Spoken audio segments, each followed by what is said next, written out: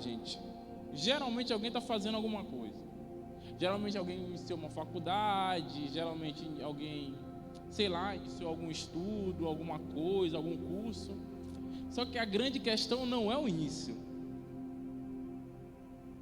A grande questão é o término. Porque a gente consegue até iniciar, mas eu acho que depois do início existe uma coisa que ela não é tão calorosa quanto o início, que é o desenvolvimento, é o processo. E o processo, irmãos, ele não é romântico, ele não é colorido, muito pelo contrário. Só que o término, ele geralmente traz o mesmo sentimento do início. Quando a gente completa alguma coisa, como é que a gente fica com o nosso coração? Em êxtase, sim ou não? A gente fica feliz, porque é muito bom a gente terminar as coisas. Só que antes da gente terminar alguma coisa, a gente precisa desenvolver ela. E o reino de Deus não é diferente. Embora o reino de Deus seja singular, mas a gente consegue entender que pelo fato de nós sermos naturais, muitas práticas naturais elas vão ser inseridas dentro do reino de Deus. E uma dessas práticas é justamente o processo. E beleza, Pablo, o que tem a ver com Isaac? O que tem a ver com o texto de Gênesis 22? Gênesis 22 a gente vê um negócio muito legal.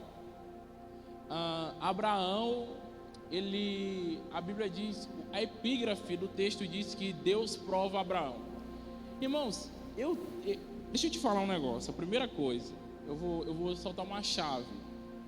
Todo esse subtítulo que tem na Bíblia, ele não é canônico, ele não foi inspirado por Deus. Então esse subtítulo que tem na tua Bíblia, ele vai variar de Bíblia para Bíblia. Então você não precisa aceitar esse subtítulo, porque é o subtítulo que o tradutor, ele colocou lá. Então na minha Bíblia aqui eu estou usando NVI.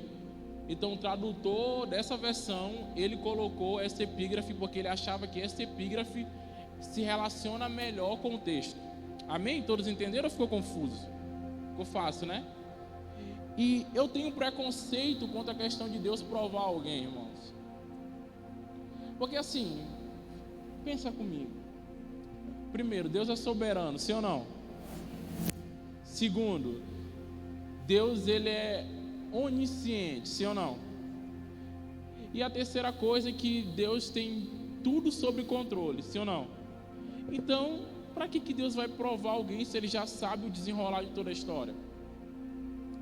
Mas irmãos, todas as vezes quando eu vejo algo assim, eu sempre acho que Deus ele não está provando o coração, no caso de Abraão, para Deus, mas Deus está provando o coração de Abraão para Abraão. E eu acho que esse tempo foi muito isso, gente. Por exemplo, o ano passado Deus não quis provar a gente para ver assim, será que eles são bons mesmo? Não, irmãos. Ano passado Deus falou assim, cara, eu vou provar para vocês que vocês não são aquilo que vocês dizem que vocês são. Irmãos, e só os maduros caíram na real e descobrimos que nós não somos aquilo que nós dizemos que nós éramos. Pelo menos eu tive uma crise profunda com a minha própria fala.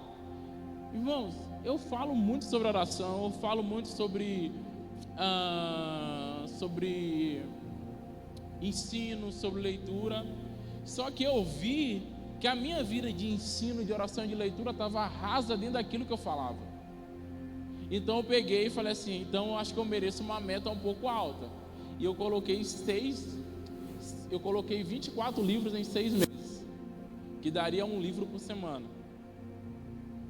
Por quê? Porque eu acho, irmãos, que a gente precisa nivelar a nossa vida ao nível da mensagem que a gente carrega. E essa foi uma palavra que Deus me deu. Irmãos, toda vez que alguém falar assim para você, você precisa pregar o que você vive, você fala assim, não. Sabe por quê, irmãos? Porque a mensagem, ela não é inferior à minha vida.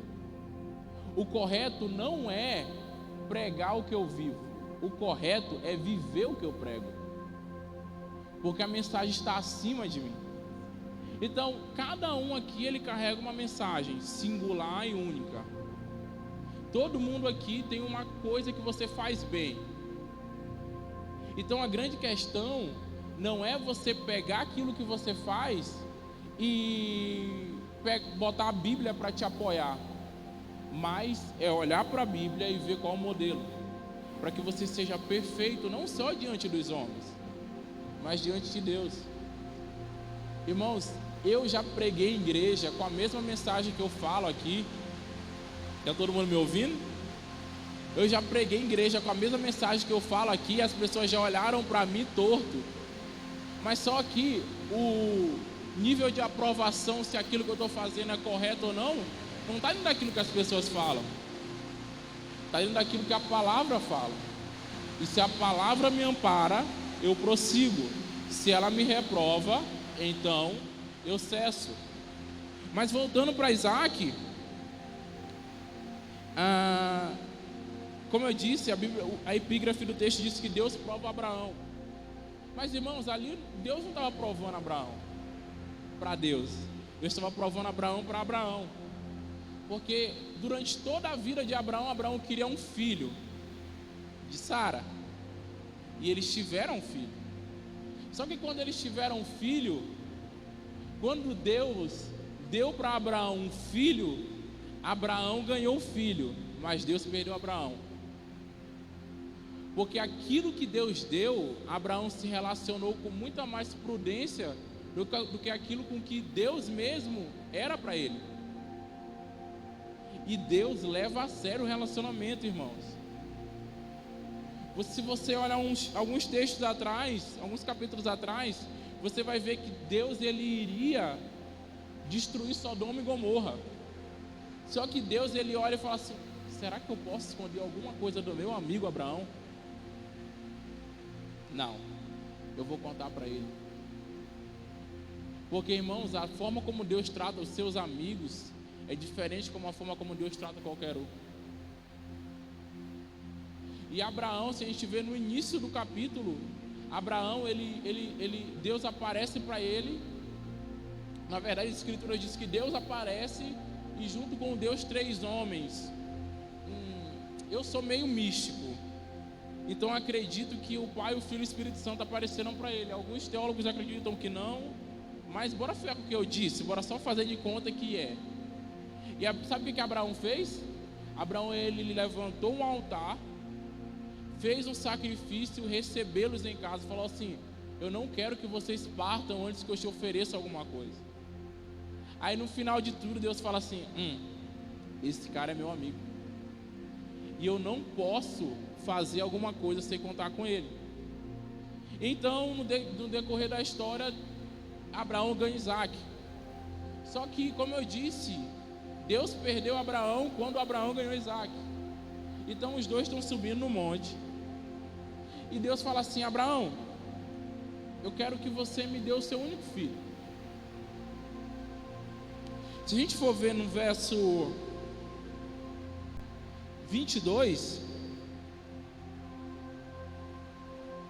não é no verso 22, perdão. Se a gente for no verso 5, Abraão diz assim: disse ele, no caso Abraão, aos seus servos: fique aqui com o jumento, enquanto eu e o rapaz vamos até lá, depois de adorar, voltaremos.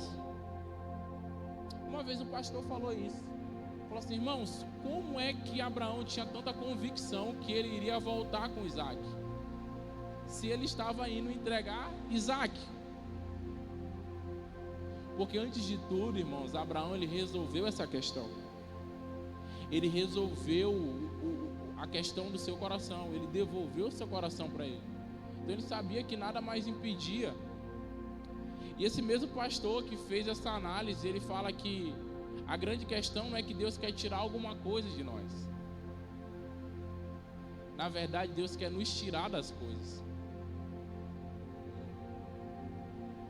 Porque, irmãos, a questão não é o que nós estamos fazendo. A questão não é aquilo que nós falamos, a questão é a quem nós pertencemos. Se a rede social tem mais o nosso tempo do que o Senhor, então nós não pertencemos a Ele. Se o Netflix, se o Disney Plus tem mais o nosso coração do que o Senhor, então nós pertencemos ao Disney Plus e ao Netflix. Mas eu ainda não consegui falar o que eu quero falar. Mas voltando, Isaac, ele está subindo junto com Abraão. E aí acontece um negócio legal. Porque Isaac, ele olha tudo, ele olha todas as ferramentas de sacrifício muito evidentes. Ele olha o fogo, ele olha o altar, ele olha a lenha. Ele fala assim, legal, pai, tá tudo aqui, só que tá faltando o principal. Tá faltando o cordeiro. O cordeiro não está aqui. E se o cordeiro não estiver, não pode ter sacrifício. Porque nada adianta o fogo, nada adianta a lenha, nada adianta o altar se o cordeiro não estiver. E o pai falou, sim, filho, mas Deus há de prover o cordeiro. Irmãos, e isso é uma palavra profética para os nossos dias. Há muito tempo atrás foi falado que nós somos a geração de Isaac. Nós somos a geração que a gente não está contente só com fogo, só com a lenha, a gente quer o cordeiro. Se Jesus não tiver, então nada funciona. Amém, isso é muito legal. Só que, quando a gente vai passar algumas páginas, eu pedi para que você abrisse em Gênesis 27. A gente não vai precisar ler, mas depois, se você quiser ler. Isaac, já adulto, já idoso, já quase morrendo, ele vai abençoar o seu filho primogênito. Só que, irmãos, dentro da cultura judaica existia um princípio, que o primogênito ele receberia a bênção.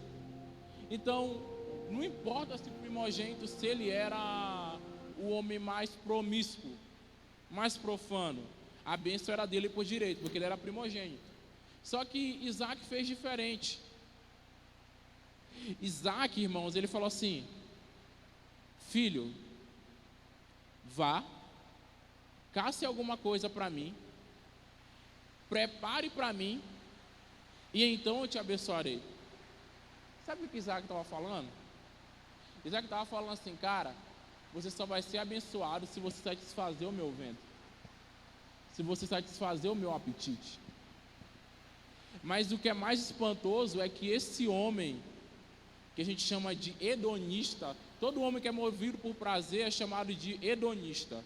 Essa é uma cultura, acho que o Douglas sabe melhor disso do que eu. Mas esse mesmo homem lá de Gênesis 22, que foi o homem que olhou para tudo e falou, não, está faltando cordeiro, e todo mundo aplaudiu ele, é o mesmo homem de Gênesis 27 que está condicionando os princípios de Deus a algo do seu próprio interesse. Sabe o que eu percebo, irmãos? É que Isaac começou muito bem, mas Isaac terminou muito mal. E a Bíblia é enfática em dizer que ele já era cego. Sabe o que significa, irmãos? Que ele não tinha mais para onde caminhar. Ele não tinha mais um foco. Ele era levado por qualquer pessoa. Tanto é que ele foi enganado por Jacó. Você conhece a história? Por simplesmente ele não ter mais acesso à sua visão. E a gente, irmãos, não pode ser a geração de Isaac. Você sabia que... Você sabia não, eu vou fazer você refletir. Irmãos, pensa em outra coisa diferente que Isaac fez, além dessas duas coisas. Além de ele ser oferecido como sacrifício, e além dele abençoar Abraão, a Esaú e Jacó. Tempo para você pensar.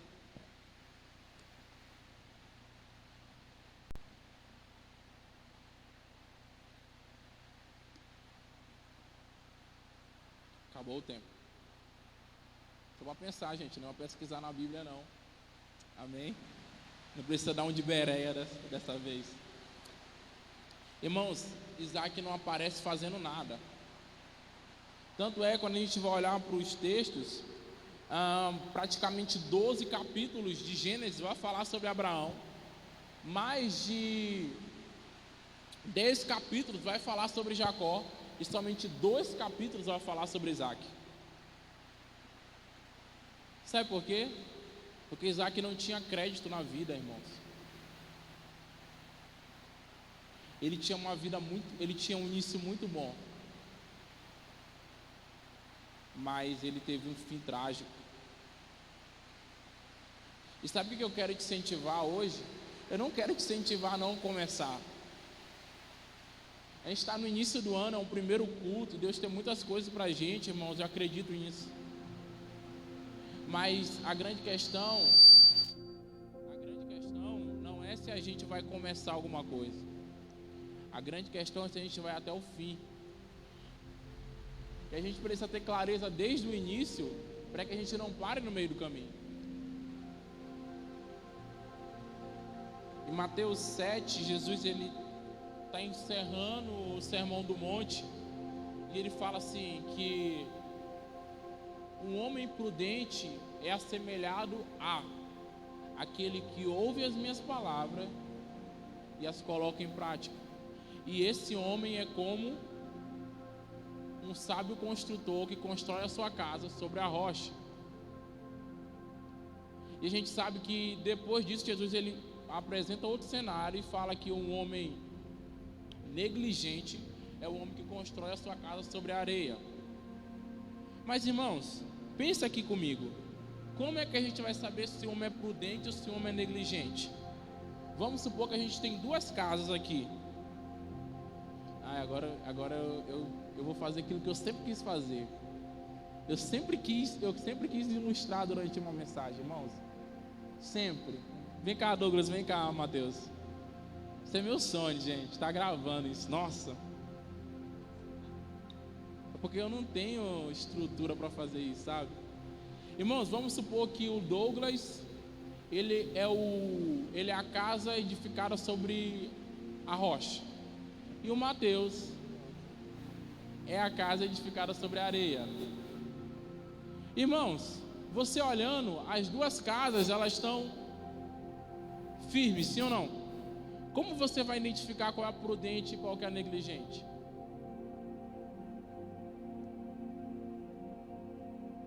Só tem um jeito, irmãos. É quando o vento e a tempestade vier. Porque quando o vento e a tempestade vier, essa casa aqui, ó, ela vai cair.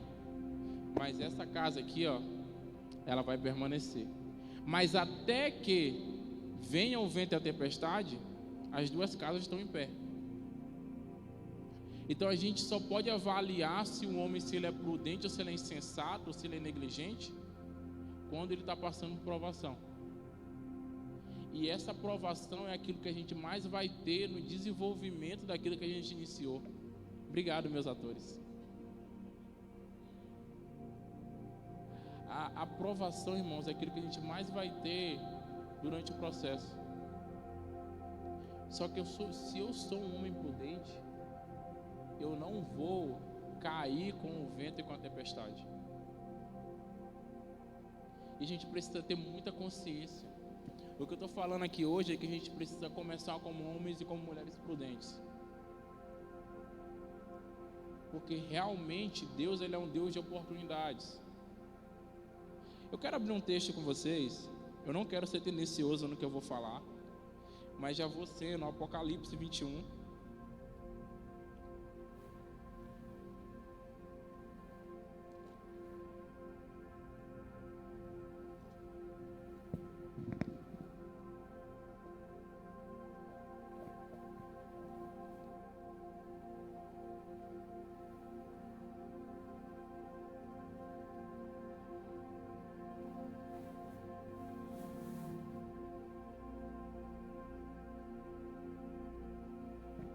A partir do verso 5. Antes da gente ler, irmãos, olha para cá o negócio. O pastor, ele fala uma coisa que sempre que ele fala, pega meu coração. ele disse que Jesus ele não veio fazer nada na terra. Jesus veio cumprir tudo aquilo que estava escrito sobre ele na terra. Irmãos, deixa eu te perguntar um negócio. Antes de Jesus vir, você já tinha visto alguém curar um enfermo?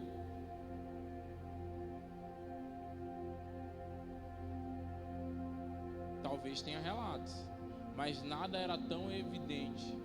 Você já tinha visto alguém? Essa está morta, já tinha, né? Isso eu sei. Alguém fazer algum membro crescer? Você já tinha visto alguém transformar água em vinho? Alguém caminhar sobre as águas? Não, irmãos. Tudo que Jesus fez aparentemente era novo. Aparentemente. Mas tudo aquilo que ele fez, ele estava respaldado por aquilo que já havia sido dito. Sabe o que Jesus veio fazer? Ele veio cumprir. Ele não veio iniciar. Por isso que eu tenho um preconceito quando a gente fala sobre Novo Testamento e Antigo Testamento. Porque a gente se relaciona com dois tipos de deuses, né? Já que é no plural. Um Deus é de um, ou então dois temperamentos. Deus é bipolar. Deus está de um jeito no Antigo Testamento, Deus está de outro jeito no Novo Testamento. Só que a grande questão, irmãos, não é a forma como Deus está, mas a forma como Deus ele pode se relacionar. Por isso que a palavra correta e a palavra que aparece nas Escrituras é nova e antiga aliança. Porque não foi a forma como Deus está se relacionando. Não foi o temperamento de Deus novo. Foi a forma como Deus está se relacionando. Agora Deus ele poderia ser muito mais gracioso, porque ele tinha respaldo para fazer isso. Só que antes, irmãos, ele não podia ser tão gracioso, porque ele não tinha respaldo. Porque ele mesmo estabeleceu um decreto. Não é para fazer isso e não é para fazer aquilo. Quem desobedece, desobedece. Ficou claro, mais ou menos? Por isso, quando a gente olha para o Antigo Testamento, a gente vê, para a Antiga Aliança, perdão. Deixa eu me encaixar naquilo que eu estou falando. Quando a gente olha para a Antiga Aliança, a gente vai ver às vezes Deus mais generoso do que na Nova Aliança. Por quê? Porque a graça de Deus sempre existiu, irmãos. Deus sempre foi misericordioso. As misericórdias do Senhor se renovam a cada manhã não é um texto da Nova Aliança, é um texto da Antiga Aliança. Amém? Você consegue entender isso?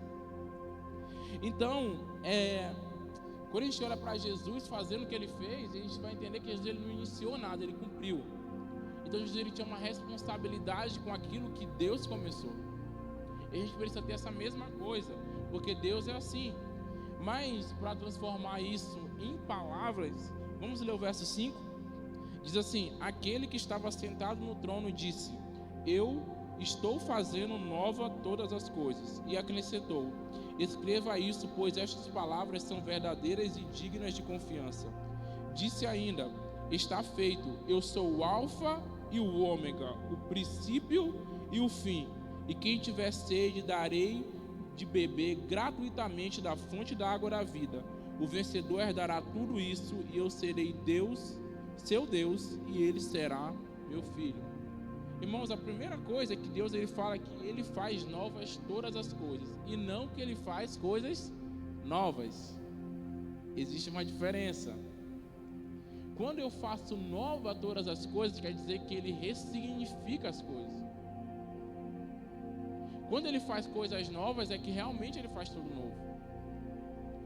E eu falei que eu não queria ser tendencioso. É porque a gente tem uma ideia assim, irmãos, pensa comigo. Eu vou te incentivar a você crer numa linha teológica que eu acredito, mas você não é obrigado. É só para que você reflita em um negócio.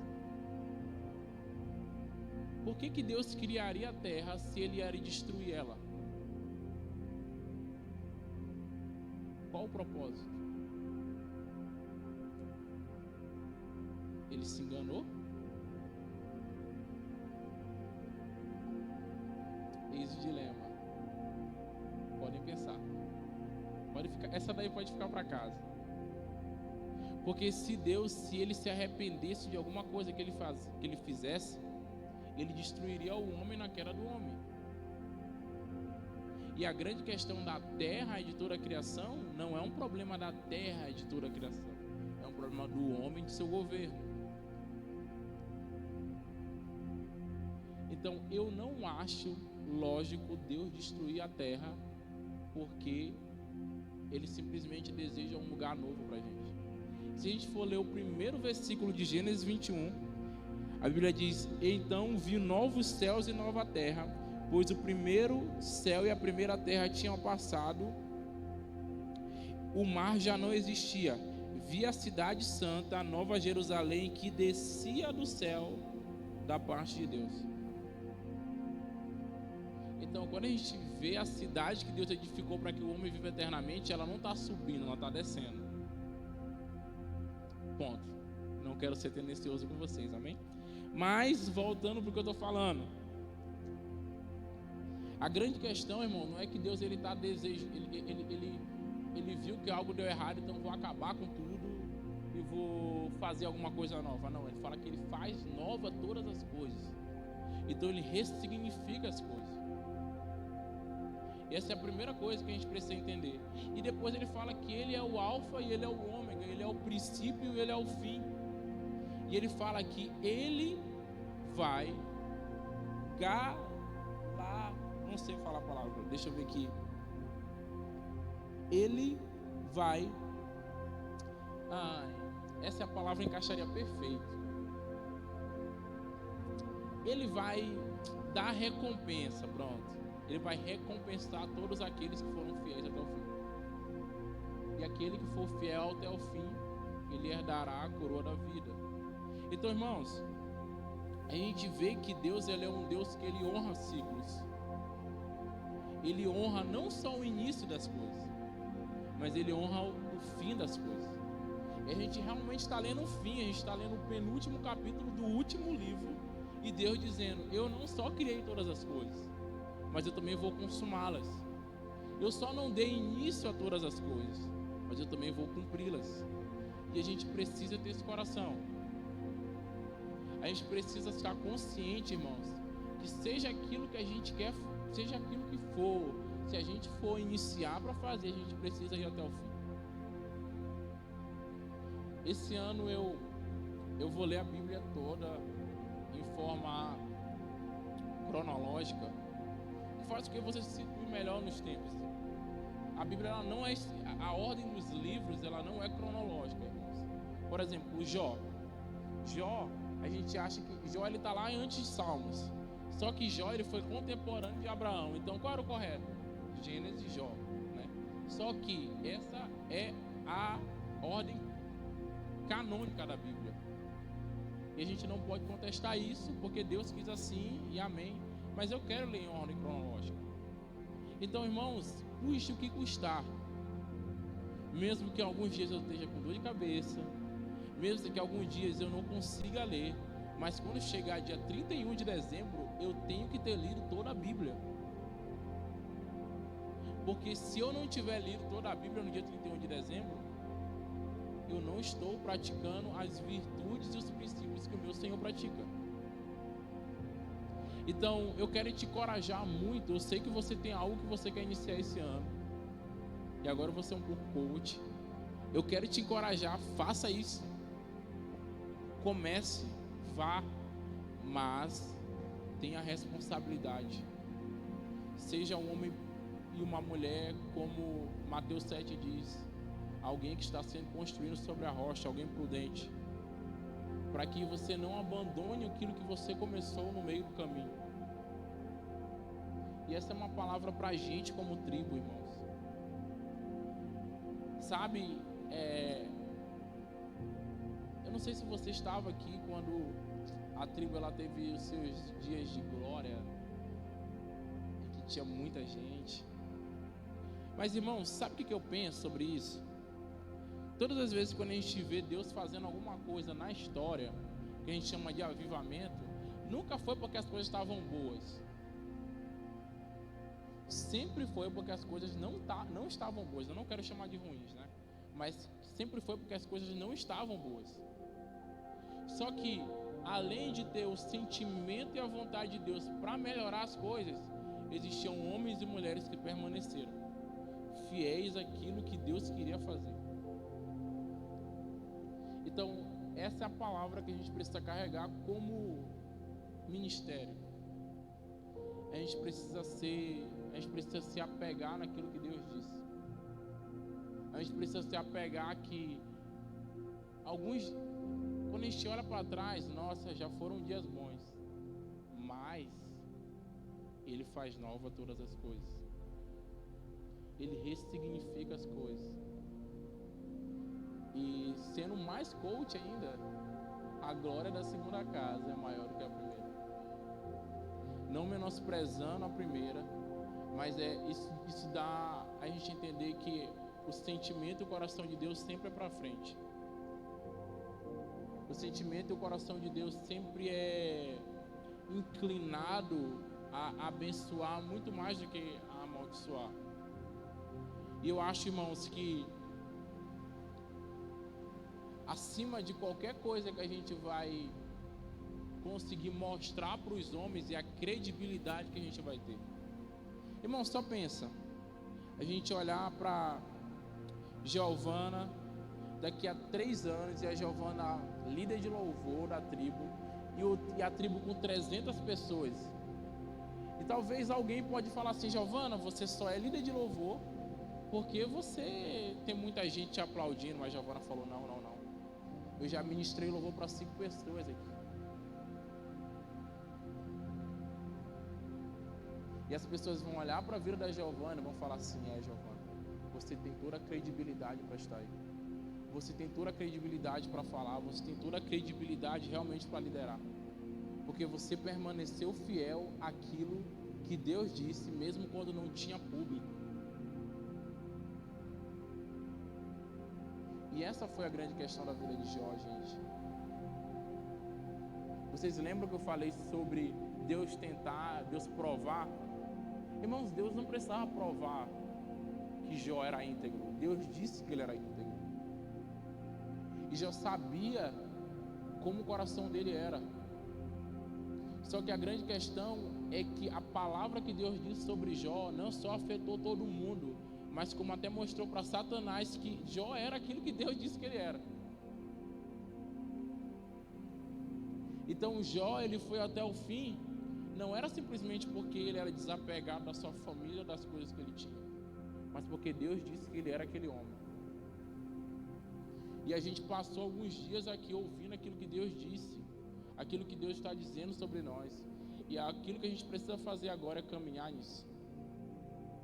Por isso, eu quero que você se coloque de pé comigo. Eu acho que hoje eu não fui tão mal assim. Eu estou aprendendo, gente. Eduardo está me ensinando a ser mais manso. Mas vai dar certo. Talvez um dia aqui eu receba mais glória a Deus do que esse silêncio. E eu quero fazer você pensar um pouco agora sobre aquilo que você colocou diante do Senhor como a meta, um propósito para você no início do ano. Eu quero que você traga à memória isso mesmo, mas eu quero que você faça um compromisso com Deus. Eu quero que você fale para o Senhor e fale assim: Senhor, dessa vez eu vou até o fim. Não importa o que seja, irmão, pode ser algo mais singelo, pode ser algo mais raso, simples, não interessa o que seja, mas eu quero que você assuma um compromisso com o Senhor e fale assim: Senhor, eu vou até o fim. Mesmo que seja para assistir uma série de Netflix, fala assim: Senhor, eu vou assistir ela até o final de semana. Se for para ler um livro da Bíblia por mês, se for para fazer qualquer coisa, o propósito que você fez com ele, eu quero que você refaça isso agora como uma responsabilidade. Se for para que você aprenda alguma coisa, faça algum estudo, não sei, mas eu quero para que você agora traga isso à sua memória, que você fale ao Senhor que você vai cumprir isso com a responsabilidade, porque nós temos alguém que vai nos auxiliar a cumprir. O Espírito Santo é o nosso ajudador. Jesus disse que era bom para que ele fosse, que era bom que ele fosse, porque a sua ida iria derramar a vinda do Espírito Santo e ele nos conduziria a tudo aquilo que nós precisávamos. Feche seus olhos comigo, Pai. Eu oro pelos meus irmãos. Eu abençoo cada um deles, Pai, e eu peço para o Senhor, para que o Senhor coloque temor dentro do coração de cada um deles. Pai, eu oro para que cada um deles faça um voto, um compromisso contigo dentro daquilo que eles mesmos estabeleceram para Ti, mas agora com toda a responsabilidade, toda a consciência que eles precisam ir até o fim.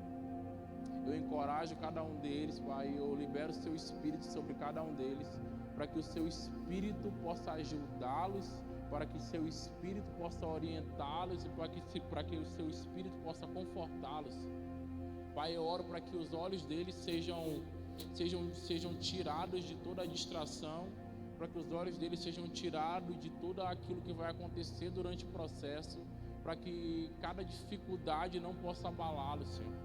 Eu oro para que cada um deles, eles tenham força e vigor para ir até o fim.